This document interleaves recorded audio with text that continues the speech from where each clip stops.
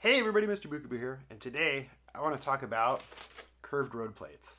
So this one here is a pretty old version of Lego's road plate. This is actually from my childhood, so this is probably like over 30 years old or more, maybe 40, I don't know. Uh, but this is a pretty classic design with a curve for the road plate, 32 by 32 studs.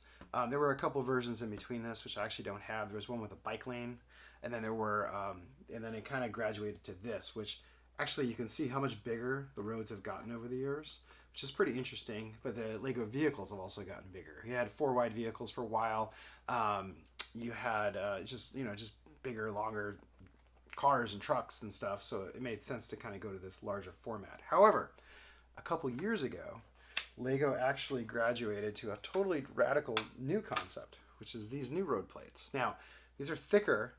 Of course, obviously, they're a lot smaller, which is really good for city building because this is only 16 wide versus 32 wide. So if you're working on a tight space, like in my city, I have limited space, these are really handy. However, the one glaring weakness that you may have noticed is, so straight roads, no problem. Intersections with these, no problem. How in the world do you make a curve fit with these new road plates? I'm going to show you that. All right, so how do we make a curve out of these new road plates? I struggled with this for a while. I really had to think about it. And I started playing around. I started looking on Bricklink and parts, and particularly curves, right? Which Lego does make curved bricks. There's a macaroni, there's curved tiles, there's some kind of curved plates sometimes, things like that. But they're all very small radius, very small diameter. I think the biggest ones, there's some large ones that, those ones that like, actually I use on like Jabba's Palace, I'm thinking of as I look over at it.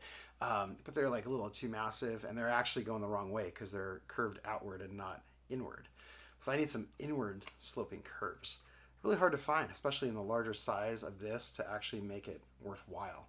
So the solution that I came up with was to use wedge plates. Yeah, I know you're thinking, how in the world does that work? Well, I'm going to show you. So this was my solution to that dilemma of how to make a curve. So you can see by using some wedge plates, and I'm going to show you in detail how I did this in just a moment, you can see how you get the basic design of a curve. Now, it's not a perfect curve, but it kind of gets the effect, and I'll actually show you in the city also how it works. But first, let's take a look at how this is constructed. All right, so the first thing I'm going to point out is I actually like to add for the edging for the curb, because these roads are a little bit narrower and the cars are a little bit bigger. I actually like to bump this out one stud, and so it preserves more of the roadway. Now you could just as easily make your curves right up against on this piece right here, but you'll see I just kind of bump it out. I just use some in this case it's a 1x8 plate, and then right here these are just 2x4 plates, and filling in this gap, which would be like right here, you'd be filling it in there, here, and it gives you just a little bit more room. It's just enough, and now it breaks my traditional like following in 32 by 32 kind of sizing, but otherwise I find these roads are just a little bit too narrow. And in fact, you can actually expand these outward, which will be the subject of another video with making curves, and I'll show you how to bump it out if you really want to. But for this purpose, for the curve, you can see the elements are really simple. The key piece is right here. So this is a 6x6 wedge plate, and you actually need two of them if you want to raise your curbs a little bit. So you can see how I get a nice little curb effect. So it's actually two plates high, or a plate and a tile high. And basically all you do is you just take this 6x6 wedge plate, and you're going to pop it here right in the corner like that. And then this element right here, so this is a 2x4 wedge plate, and then there's just a 1x4 tile on top of it, and it's just going to sit right in here like that to give you the element of the curve. Now let's take a look in the city, and you'll get to see exactly how this all takes shape. All right, so here you actually see the curve in action.